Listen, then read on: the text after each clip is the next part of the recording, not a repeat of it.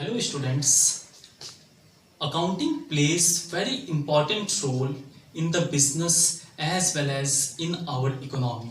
So now it's time to discuss about roles of accounting.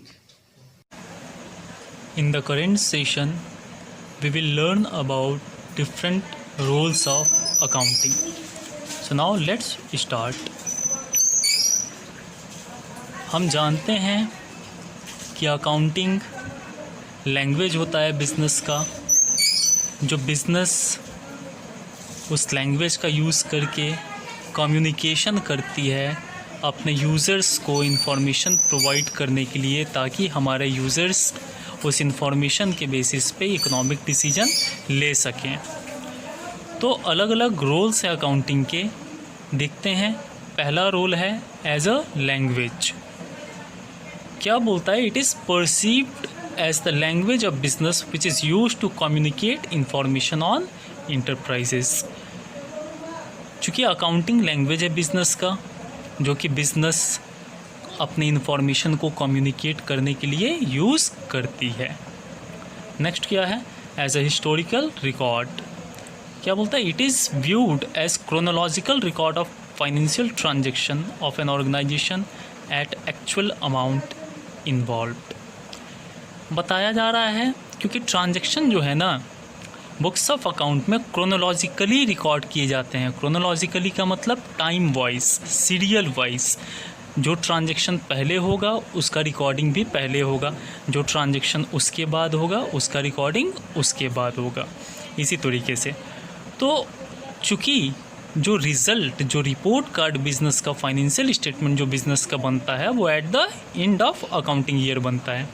तो transactions तो पूरे साल हो रहे थे, ट्रांजेक्शन का रिकॉर्डिंग भी पूरे साल हो रहा था, लेकिन रिज़ल्ट साल के अंत में निकाला जाता है। तो जो रिज़ल्ट निकाला जाता है वो पास्ट इवेंट्स के बेसिस पे, पास्ट ट्रांजेक्शन के बेसिस पे निकाले जाते हैं। जस्ट लाइक जैसे स्कूल में हम सालों भर एग्ज़ाम देते हैं और फाइनल एग्ज़ाम फिर देते हैं, उसके बाद जो फाइनल रिपोर्ट कार्ड बनता है वो फाइनल एग्ज़ाम और हमारे पास्ट का जो इंटरनल असेसमेंट होता है उनके बेसिस पे बनता है। तो ऐसे ही यहाँ भी बिज़नेस में भी पूरे साल के ट्रांजेक्शन का यूज़ करके बिज़नेस के रिजल्ट्स यानी प्रॉफिट लॉस या पोजीशन को कैलकुलेट किया जाता है। नेक्स्ट क्या है? As current economic reality. हम जान चुके हैं कि फाइनेंशियल स्टेटमेंट में 11th क्लास में दो चीज़ें हैं। एक तो trading and profit and loss account, जो बिज़नेस के प्रॉफिट या लॉस को बताता है, एंड दूसरा बैलेंस शीट, जो बिज़नेस के फाइनेंशियल पोजीशन को बताता है, यानी बिज़नेस के पास कितने एसेट्स हैं और कितने लाइबिलिटीज़ हैं। तो बिज़नेस के ये करंट इकोनॉमिक रियलिटी को, यानी करंट इकोनॉमिक पोजीशन को बताता है कि बिज़नेस का अभी पोजीशन कैसा है, गुड और पुअर। नेक्स्ट है एज एन इंफॉर्मेशन सिस्टम। चूँकि अकाउंटिंग ही है जो बिज़नेस के इंफॉर्मेशन को कम्युनिकेट करता है to its internal as well as external users, ताकि हमारे इंटरनल और एक्सटर्नल यूज़र्स उस इंफॉर्मेशन के बेसिस पे अपना डिसीजन ले सकें सही समय में। नेक्स्ट क्या है? As a commodity. चूँकि अकाउंटिंग क्या कर रही है? इंफॉर्मेशन प्रोवाइड करने का सर्विस दे रही है, तो अकाउंटिंग को एज ए कॉमोडिटी भी देखा जाता है। कॉमोडिटी का मतलब होता है, सिंपल वे में अगर बात करूँ तो सामान, गुड्स। तो जैसे गुड्स ट्रांसफ़र किए जाते हैं वैसे ही तो सर्विस भी ट्रांसफ़र होती है ना। तो अकाउंटिंग भी क्या कर रही है? इन्फॉर्मेशन को ट्रांसफ़र करने का सर्विस प्रोवाइड कर रही है, जिसके चलते अकाउंटिंग को एज ए कॉमोडिटी भी देखा जाता है। Hello students, to understand accounting, it is very important to know about the basic terms of accounting, that is keywords of accounting. So let's discuss about the basic terms of accounting.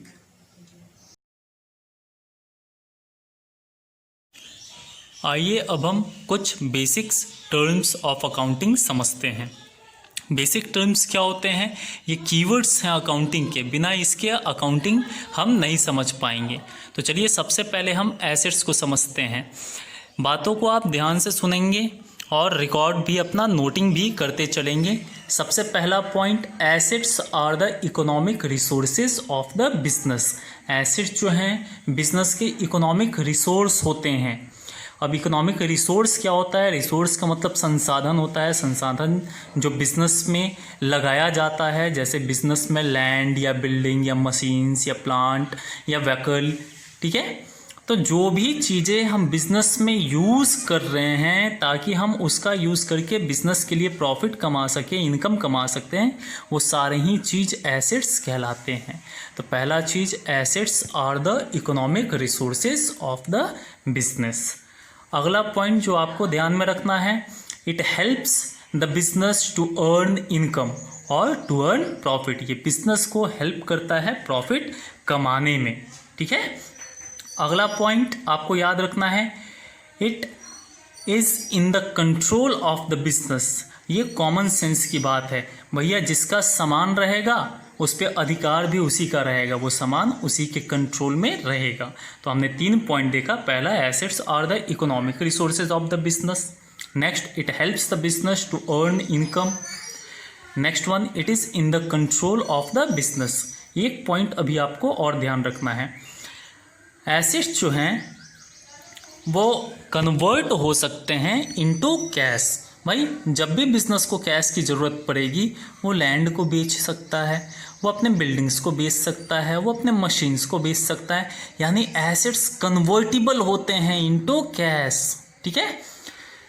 अब देखिए, अब assets के 2 main types हैं, एक fixed assets and दूसरा current asset. इसको आप current asset और नॉन करेंट एसेट, यानी फिक्स्ड एसेट को नॉन करेंट एसेट भी कहा जाता है और लॉन्ग टर्म एसेट भी कहा जाता है। तो पहले हम फिक्स्ड एसेट के बारे में समझते हैं।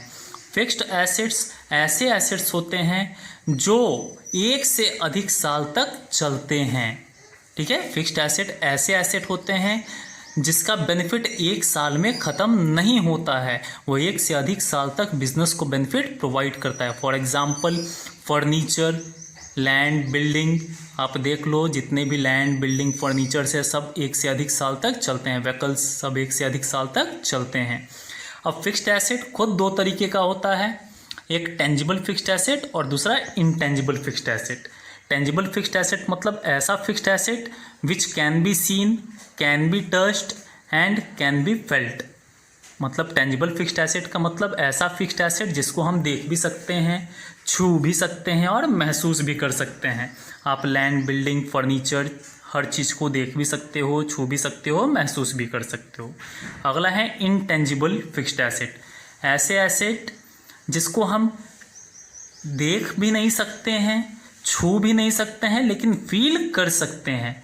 ध्यान रहे, which can not be touched, can not be seen but can be felt, वो सारे कहलाएंगे इनटेंजिबल फिक्स्ड एसेट। एग्जाम्पल है इसका goodwill, patent right, copyright, licence, यानी जितने भी राइट्स हैं, जो लाइसेंस है जो हम सरकार से लेते हैं, वो कहलाते हैं इनटेंजिबल फिक्स्ड एसेट। इसको हम देख नहीं पाएंगे, इसको हम छू भी नहीं पाएंगे, लेकिन महसूस कर पाएंगे कि मेरे पास कोई राइट है, मेरे पास कोई लाइसेंस है, मेरे पास कोई अधिकार है। जैसे पापा का आप पे अधिकार होता है, तो उस अधिकार को आप देख तो नहीं सकते हो, आप टच भी नहीं कर सकते हो, लेकिन फील तो कर सकते हो ना। अगला है करेंट एसेट। करेंट एसेट मतलब ऐसा एसेट जिसका बेनिफिट 1 साल के अंदर ही एग्जॉस्ट हो जाएगा, जिसका बेनिफिट 1 साल में ही ख़त्म हो जाएगा। यानी ऐसे एसेट्स जो 1 साल तक ही चल पाएंगे उसको कहा जाता है इंटेंजिबल, उसको कहा जाता है करेंट एसेट्स। करेंट एसेट्स का एग्जांपल हो गया कैश बैलेंस, बैंक में जो आपका बैलेंस है वो। डेटर्स, डेटर्स का मतलब वह व्यक्ति जिसको मैंने सामान उधार में दिया है, तो भाई उससे 1-2 महीने 4 महीने के अंदर पैसा रिकवर कर लेंगे ना, ठीक है। या फिर अगर मैंने किसी को एडवांस में दिया है तो उसका सर्विस हम 1-2 महीने में ले लेंगे। तो एग्जांपल आपके हो गए cash balance, bank balance, prepaid expenses यानी एडवांस में जो आपने पैसा पे कर दिया है एक्सपेंसेस का, ठीक है। In the current session, we shall learn about liabilities. So, what is liabilities? Liabilities means present obligation due to which there will be outflow of resources from the business. आपको हम सिंपल भाषा में अगर समझा दें तो लाइबिलिटी का मतलब होता है कर्ज, that means present obligation to pay. भाई कर्ज क्यों आती है सिर पे, पहले इस बात को हम समझते हैं। कर्ज हमारे सिर पे तभी आएगा जब हम कोई भी काम उधार में करेंगे, या तो उधार में गुड्स लेंगे, या तो उधार में किसी का सर्विस लेंगे, या फिर उधार में हम लोन यानी कैश लेंगे।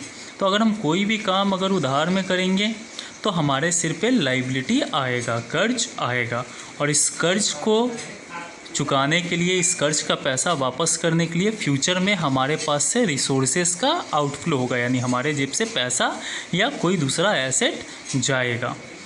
पहले क्या होता है, लाइबिलिटीज़ आर ऑब्लिगेशन और debts that an enterprise has to pay at some time in the future.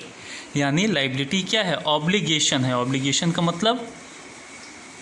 का मतलब रिस्पॉन्सिबिलिटी टू पे। तो ये ऑब्लिगेशन है या डेप्ट है जिसको किसी भी बिजनेस को इन फ्यूचर पे करना पड़ेगा। आगे क्या बोलता है, they represent creditors claim on the firms asset. Creditors कौन होते हैं, जो लोग हमें उधार में सामान या पैसा या सर्विस देते हैं। तो क्रेडिटर्स का हमारे फर्म, हमारे बिजनेस के एसेट के ऊपर क्लेम बन जाता है। भाई अगर हम किसी से उधार लेंगे तो वो उसका तो हम पे क्लेम रहेगा ना, उसका तो कर्ज हम पे रहेगा। हम अगर पैसा नहीं देंगे तो वो हमारे सामान, हमारे एसेट्स को वसूल के लेके जा सकता है। ठीक है, आगे तो लाइबिलिटी दो तरीके के होते हैं। जैसे एसेट्स दो तरीके के थे, fixed asset and current asset, यानी long term asset and current asset, वैसे ही लाइबिलिटी भी दो तरीके के होते हैं, current liability and non current liability. Current liability means ऐसा लाइबिलिटी जिसको हमको विद इन अ ईयर पे कर देना है, यानी ऐसा लाइबिलिटी जिसको 1 साल के अंदर ही हमको पे कर देना है, उसे कहेंगे हम करेंट लाइबिलिटी। करेंट लाइबिलिटीज़ का एग्जांपल हो जाएगा creditors, outstanding expenses. Outstanding expenses का मतलब क्या होता है, मैंने किसी से इस महीने काम करवा लिया लेकिन अभी तक मैंने उसका पेमेंट नहीं किया है। फॉर एग्ज़ाम्पल मेरे यहाँ स्टाफ काम करते थे, उन्होंने इस पूरे महीने काम किया लेकिन अभी तक मैंने पेमेंट नहीं किया है, तो मेरे सिर पे लाइबिलिटी रहेगा ना, मेरे सिर पे कर्ज रहेगा ना कि अभी सैलरी देना बाकी है। इसके अलावा अगला नॉन करेंट लाइबिलिटी होता है। नॉन करेंट लाइबिलिटी का मतलब ऐसे लाइबिलिटी जिसको हमको 1 साल के बाद पे करना है। That means the liability which have to be paid over more than 1 year, which have to be paid after 1 year. उसका एग्जाम्पल हो जाएगा, बैंक से आपने लोन लिया यानी बैंक लोन। डिबेंचर्स, डिबेंचर्स क्या होती हैं, it is also a kind of loan, लेकिन ये बैंक से नहीं लिया जाता है, ये कंपनी जो है मार्केट से लेती है, यानी आम पब्लिक से लेती है। ठीक है, तो लाइबिलिटी दो तरीके के थे, current and non current liability. आइए अब कैपिटल के बारे में समझते हैं। कैपिटल का मतलब होता है amount invested by the owner in the business, either in cash और इन काइंड। मीन्स हम जानते हैं कि बिज़नेस को स्टार्ट करने के लिए पूंजी चाहिए। पूंजी यानी पूंजी को ही इंग्लिश में कैपिटल कहा जाता है, और ये कैपिटल यानी पूंजी लगाता कौन है, तो बिजनेसमैन। बिजनेसमैन यानी ऑनर। तो कैपिटल का मतलब होता है अमाउंट इन्वेस्टेड बाय ऑनर यानी बिजनेसमैन, आइदर इन कैश और in kind in the business. क्या लिखता है आगे, it may be brought in form of cash और एसेट्स बाय द ऑनर, यानी बिजनेसमैन कैश में भी पैसा लगा सकता है, और एसेट्स यानी हम कह सकते हैं कि वो फर्नीचर, बिज़नेस को फर्नीचर चाहिए, उसके पास फर्नीचर है तो वो फर्नीचर ही लगा देगा। बिज़नेस को बिल्डिंग चाहिए, उसके पास बिल्डिंग है तो वो बिल्डिंग ही लगा लेगा। और जो भी चीज़ें उसने बिज़नेस में लगाई है, यानी बिजनेसमैन ने जो भी चीज़ें बिज़नेस में लगाई है, उन सब को हम कहेंगे कैपिटल। यानी इस बात का ध्यान रखना है कि बिजनेसमैन बिज़नेस में जो भी चीज़ लगाता है, कैश में लगाए, काइंड में लगाए, उसे हम कैपिटल ही कहते हैं। अब चूँकि बिजनेसमैन ने बिज़नेस में, ध्यान रहे अकाउंट्स में बिजनेस और बिजनेसमैन अलग अलग व्यक्ति माने जाते हैं, यानी बिजनेस एक अलग व्यक्ति है और बिजनेसमैन एक अलग व्यक्ति है। तो बिजनेसमैन बिजनेस को पैसा दे रहा है या सामान दे रहा है तो वो उधार में देता है, वो बाद में चाहे तो इस पैसे या इस सामान को विड्रॉ कर सकता है, निकाल सकता है। तो चूँकि बिजनेसमैन से कैश और सामान लिए हैं जो कि उधार में लिए हैं, तो बिज़नेस के सिर पे ये लाइबिलिटी बनेगा। तो कैपिटल बिजनेस के लिए क्या होता है? लाइबिलिटी होता है। ठीक है, तो इसको बैलेंस शीट में लाइबिलिटी साइड में दिखाया जाता है। नेक्स्ट क्या है? सेल्स। सेल्स के बारे में क्या बोलता है? Sales are total revenues from goods और सर्विसेज सोल्ड और प्रोवाइडेड टू कस्टमर। सेल्स में बी कैश सेल्स और क्रेडिट सेल्स। सेल्स क्या है? सेल्स बोलता है कि मेरा टोटल रेवेन्यू यानी टोटल इनकम है जो मैंने कमाया है गुड्स बेच के या सर्विस बेच के। किसको? कस्टमर को। अब सेल करने का दो ही तरीका होता है या परचेस करने का दो ही तरीका होता है, या तो हम कैश में सामान बेचेंगे या तो हम उधार में सामान बेचेंगे। तो या तो कैश सेल्स करेंगे या तो क्रेडिट सेल्स करेंगे। कैश सेल्स करेंगे तो कैश मेरे को तुरंत मिल जाएगा, जबकि क्रेडिट सेल करेंगे यानी उधार में बेचेंगे तो सामान तो अभी ही दे देंगे लेकिन पैसे कुछ समय बाद लेंगे। तो सेल्स का मतलब क्या होता है? टोटल रेवेन्यू यानी टोटल इनकम जो मैंने गुड्स या सर्विस बेच के या किसी और तरीके का सर्विस प्रोवाइड करके अपने कस्टमर से मैंने कमाया है। ठीक है, हमारा नेक्स्ट जो कीवर्ड है वो है रेवेन्यूज़। रेवेन्यूज़ का मतलब इनकम होता है, आप उसके बगल में इनकम लिख सकते हैं। पढ़ते हैं क्या बोलता है। These are the amounts of the business earned by selling its product और providing services to the customers called sales revenue. Other items of revenue common to many businesses are commission, interest, dividends, royalties, rent received, etc. Revenue is also called income. तो revenue क्या होता है? Income. Income का मतलब क्या होता है? कमाई, जो हम सामान बेच के अर्न करें या सर्विस बेच के अर्न करें या किसी और तरीके से जैसे रेंट के थ्रू अर्न करें, यानी हम अपने बिल्डिंग को रेंट पे दे दिए हैं, रेंटल इनकम हमको हो रहा है, या फिर हम किसी कंपनी का शेयर ख़रीद लिए हैं तो कंपनी उस शेयर पे हमको डिविडेंड देती है तो डिविडेंड नाम का इनकम हो रहा है। मैंने बैंक में पैसा डिपॉजिट कर दिया है, बैंक उस पे इंटरेस्ट दे रही है तो इंटरेस्ट नाम का इनकम हो रहा है। मैं कोई सर्विस प्रोवाइड करता हूँ जिसके बदले मुझे कमीशन मिलता है तो कमीशन नाम का इनकम हो रहा है। तो इनकम का मतलब होता क्या है? इनकम का मतलब होता है gross receipt from sale of goods और बाय प्रोवाइडिंग सर्विसेज और by doing any other activities. यानी इनकम का मतलब भाई सामान बेच के, सर्विस प्रोवाइड करके या कोई भी दूसरा काम करके जो भी पैसा मुझे मिला है या मिलेगा। ठीक है, ध्यान रहे रेवेन्यू को हम इनकम भी कहते हैं। नेक्स्ट क्या है? एक्सपेंसेस। एक्सपेंसेस का मतलब क्या होता है? आप जो मैं बता रहा हूँ पहले उस पर ध्यान देना, फिर मैं बुक वाले बात को बताऊँगा। आप चाहें तो इसको नोट भी कर सकते हैं। एक्सपेंसेस का मतलब होता है cost incurred in day to day working of the business for smooth running of the business. मैंने क्या बोला? बिजनेस में जो हर दिन पैसे लगाए जाते हैं, जो कॉस्ट लगती है ताकि बिजनेस स्मूथली रन कर सके, स्मूथली चल सके, उसको हम कहते हैं expenses. Expenses are recurring in nature. Expenses बार बार होते हैं। फॉर एग्ज़ाम्पल सैलरी, बिजनेस को सैलरी बार बार देना पड़ता है, साल में हर महीने देना पड़ता है। रेंट हर महीने देना पड़ता है। ठीक है, तो एक्सपेंसेस रिकरिंग नेचर के होते हैं, बार बार होते हैं। It is normal to the business, ये बिजनेस के लिए नॉर्मल होता है। तो जो चीज़ें बार बार होती हैं वो नॉर्मल ही तो होती हैं। ठीक है, तो बिजनेस को चलाने के लिए बहुत तरीके की खर्चे होती हैं, जैसे कि सैलरी नाम का खर्च, रेंट नाम का खर्च, इलेक्ट्रिसिटी बिल नाम का खर्च, और ये सारे ही चीज़ बार बार होते हैं, रिकरिंग नेचर के होते हैं। फॉर एग्ज़ाम्पल और भी आप ले सकते हैं, जैसे मशीन चल रहे हैं तो मशीन में डीजल डालना पड़ेगा, तो बार बार होता है। डिसइंफेक्टेंट का खर्चा, ऑफिस क्लीनिंग का खर्चा, ये सब बार बार होते हैं। तो इस बात को ध्यान रखना है कि एक्सपेंसेस रिकरिंग नेचर के होते हैं, यानी ऐसे चीज़ जो बार बार होंगे वो कहलाएंगे एक्सपेंसेस। अब देखो, हम कहते हैं कि मैंने टीवी खरीद लिया, तो टीवी खरीद लिया तो मेरा 10,000 रुपया 20,000 रुपये खर्च हो गए। नहीं, ध्यान रहे वो खर्च नहीं है, उस आपने वहाँ एसेट खरीदा है। टीवी एसेट है हमारे लिए।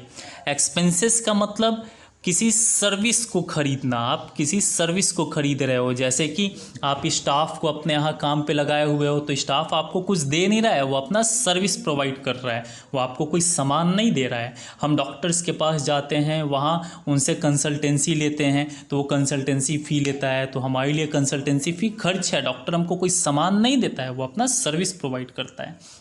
तो एक्सपेंसेस के लिए दो बात ध्यान रखना है, तो आप एक्सपेंसेस को ईजिली पहचान पाएंगे। पहला कि एक्सपेंसेस रिकरिंग नेचर का होगा, वो बार बार होगा, और दूसरा एक्सपेंसेस के कारण हमको कोई भी एसेट नहीं मिलेगा, यानी कोई टेंजिबल एसेट मेरे हाथ में नहीं आएगा। ध्यान है, आप पढ़ते हैं बुक के डेफिनेशन को। Cost incurred by a business in the process of earning revenue are known as expenses. भाई, बिजनेस इसलिए बनाई जाती है ताकि हम उसमें प्रॉफिट कमा सकें। प्रॉफिट कमाने के लिए, इनकम कमाने के लिए हमें कुछ खर्च भी करने रहते हैं। फॉर एग्जांपल, अगर मैगी हम बेचते हैं तो हमको मैगी बनाना भी पड़ेगा। अगर हम फ़ैन बेचते हैं, फ़ैन डीलर हैं, फ़ैन की कंपनी है, तो हमको पहले फ़ैन बनाना पड़ेगा, और फ़ैन बनाने में मेरे कुछ खर्च होंगे। तो जो भी कॉस्ट ऑफ प्रोडक्शन है गुड्स का, या कॉस्ट ऑफ प्रोवाइडिंग सर्विसेज है, ये मेरे लिए क्या होंगे? एक्सपेंसेस होंगे, और ये रिकरिंग नेचर के होंगे। क्या बोलता है आगे? Generally expenses are measured by cost of asset consumed या services used during an accounting period. पूरे साल में मैंने कितने कॉस्ट का एसेट कंज्यूम कर लिया ताकि मैं प्रोडक्शन कर सकूं, या जो सर्विस मैंने प्रोवाइड किया उसमें कितना कॉस्ट लग गया, उसी को एक्सपेंसेस कहा जाता है। एक्सपेंसेस के कुछ एग्जांपल दिए हुए हैं: depreciation, rent, wages, salary, interest, cost of heater, light and water, telephone, और ये सारे ही बार बार होते हैं, रिकरिंग नेचर के हैं।